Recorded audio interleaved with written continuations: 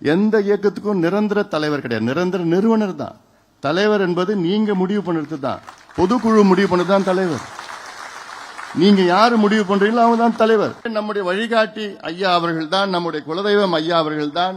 சில நேரத்தில் சாமி கொஞ்சம் கோவம் வந்துடும். அப்போ என்ன பண்ணணும், திருவிழா எடுப்போம், நெருப்பு மெதிப்போம், என்னென்னமோ காவடி எடுப்போம், என்னென்னமோ செஞ்சிட்டு இருப்போம். இதுல என்ன பிரச்சனைனா பூஜாரி தான் பிரச்சனை.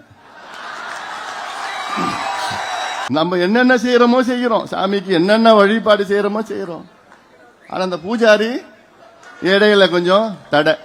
பொறுப்புகளுக்கும் பதவிகளுக்காக நான் ஆசைப்படுபவன் கிடையாது. என்னை தெரிந்தவர்கள் உங்களுக்கு நன்றாக தெரியும். காலத்தின் கட்டாயத்திற்காக உங்களுடைய எண்ணங்களை நிறைவேற்றுவதற்காக இங்கே உங்கள் முன் நின்று கொண்டிருக்கின்றேன். இது சில செய்திகள் என்னால் வெளியில் சொல்ல முடியாத ஒரு சூழல். நான் ஒன்னும் ரொம்ப பிடிவாதக்காரன் கிடையாது.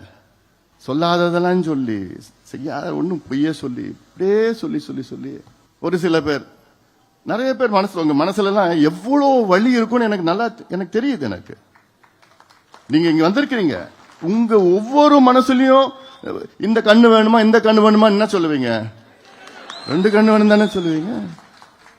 இல்ல இந்த கண்ணு தானே முக்கியம் யாராவது சொல்லுவீங்களா? உங்க வழி என்னால புரிய முடியுது. ஐயாவை சுத்தி இருக்கின்ற ஒரு சில சுயநலவாதிகள் என்னன்னு சொல்றதுன்னு தெரியல. இல்ல குள்ளநெறி கூட்டமா, தீய சக்திகளா, ஒரு சில சுயநலவாதிகள் அவங்க இதை வச்சுட்டு சம்பாரிச்சு இதை வச்சுட்டு அது பண்ணோம் இது பண்ணோம்னா அதெல்லாம் நிச்சயமா நான் அதுக்கு வழி விட மாட்டேன். அதனாலதான் நான் உறுதியா இருக்கிறேன். பிடிவாதமா நான் இல்ல, உறுதியா இருக்கிறேன், அவ்வளவுதான். நம்பிக்கையோடு இருங்கள். நான் இருக்கிறேன், உங்களுக்காக நான் இருக்கிறேன். உங்களை என்னைக்குமே நான் விட்டு கொடுக்க மாட்டேன். என்னைக்குமே உங்களை நான் விட்டு கொடுக்க மாட்டேன்.